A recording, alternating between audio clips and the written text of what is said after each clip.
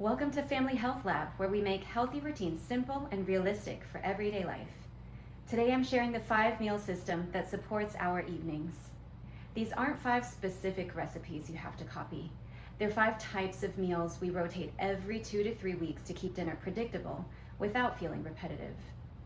If evenings feel hectic when you're tired and homework and after school activities start stacking up, this system really helps.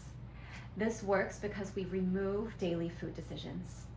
We're not deciding from scratch every night. We already know which meal anchors the rotation, which ones turn into leftovers, and which ones cover the remaining nights. I don't rely on strict measurements for these meals. I usually follow approximates, which keep the system flexible instead of fragile. Our anchor meal is a simple bean soup my husband grew up eating. It's common in Salvadorian homes, and it has become one of our most predictable and grounding dinners in our rotation. It's very simple: beans, onions, garlic, and bell pepper. We use the beans across multiple meals, the soup itself, and then later for tacos and chili. If there are beans left beyond that, then we'll freeze it in quart-sized bags to use another time. One type of meal in the system is a crowd-pleasing builder meal. For us, that's tacos. We usually use ground turkey or a vegan beef option. We layer the protein in crispy taco shells with fresh pico de gallo, cheese, which can be vegan or dairy, and chopped romaine. For pico, I use mostly tomato, a generous handful of cilantro if you like it, and then very finely chopped onion. That's what helps blend the flavors really well. And then another type of meal is a transformation meal.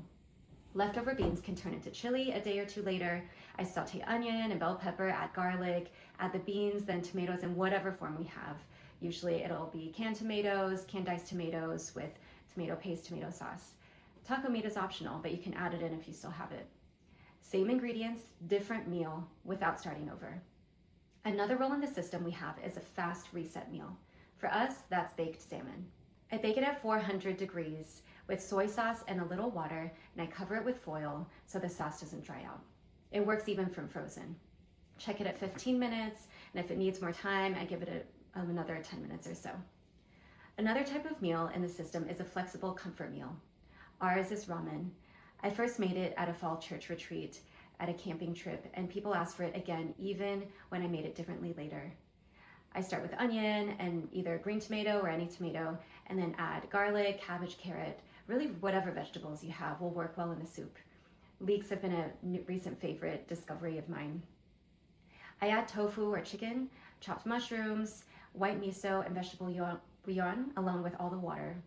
And then for protein, I'll whisk in additional raw eggs and slowly pour them into the soup, and then it'll make an egg drop soup. I'll add chopped mushrooms, water, miso paste, vegetable bouillon, mix it all together. And then for protein, I'll add tofu or chicken, and then whisk raw eggs, and then slowly pour them into the bubbling broth so that it forms thin strands, like an egg drop style soup.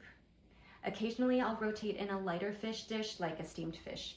This one's still something that I'm working through, I'm experimenting with, and it's light and quick, and it has low cleanup. So that's outside of the core 5, so the system is simple.